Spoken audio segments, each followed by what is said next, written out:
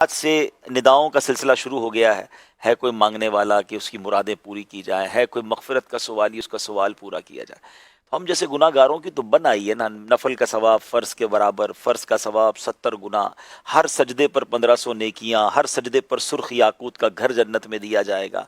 روزہ دار کا سونا عبادت، اس کی سانس، اس کی جو منہ سے بو آئے گی افطار سے پہلے وہ مشک سے بڑھ کر ہے. اور افطار کے وقت روزانہ 10 لاکھ گناہ گاروں کی بخشش، یعنی ہر لمحہ ہی برکت بھرا ہے، ہر لمحہ ہی رحمت بھرا ہے.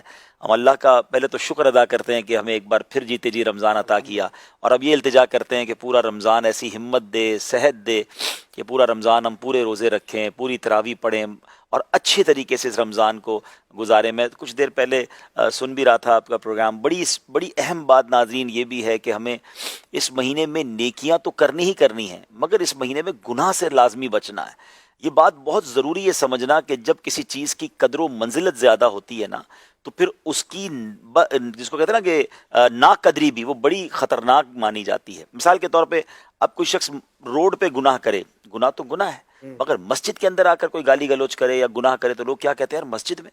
کوئی پاکستان میں یا اپنے وطن میں گناہ کرے غلط ہے، لیکن اگر کوئی مکہ پاک میں جا کے گناہ کرے، حدود حرم میں کرے، تو وہاں ایک گناہ 1 لاکھ کے برابر ہو جاتا ہے، ایک نیکی بھی 1 لاکھ کے برابر. بالکل اسی طرح رمضان میں تو ہماری بخشش کا سامان کر دیا گیا نا، شیطان کو بند کر دیا گیا، اجر بڑھا دیے گئے. اب رمضان میں بھی گناہ کرے کوئی، یعنی بظاہر تو گناہ کی کوئی جگہ بنتی نہیں ہے. اینیمی آف ہمارا جو دشمن ہے، بہکانے والا، اسے بند کر دیا گیا.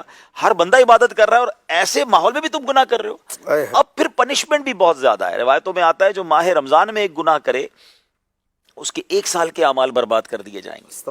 اب یہ مطلب ایسا لگتا ہے کہ آج رات جو ہے نا بہت کچھ ڈیسائیڈ کرنے کی نائٹ ہے کہ پورا مہینہ عبادت کیسے کرنی ہے اور پورا مہینہ اپنے آپ کو گناہ سے بچانا کیسے ہے. میں تو پرسنلی یہ سمجھتا ہوں اشفاق بھائی، ہمارے لیے زیادہ مشکل یہ ہے.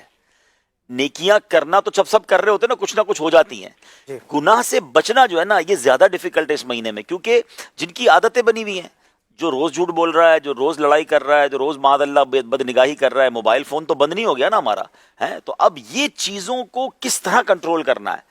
تو میں سن رہا تھا ماشاءاللہ بہت پیاری گفتگو آپ لوگ سب مل کے کر رہے تھے کہ اپنے آپ کو بیزی کرنا ہوگا، اپنے آپ کو ایسا شیڈول بنانا ہوگا کہ کہتے ہیں نا گناہ کی جگہ ہی نہ بچے.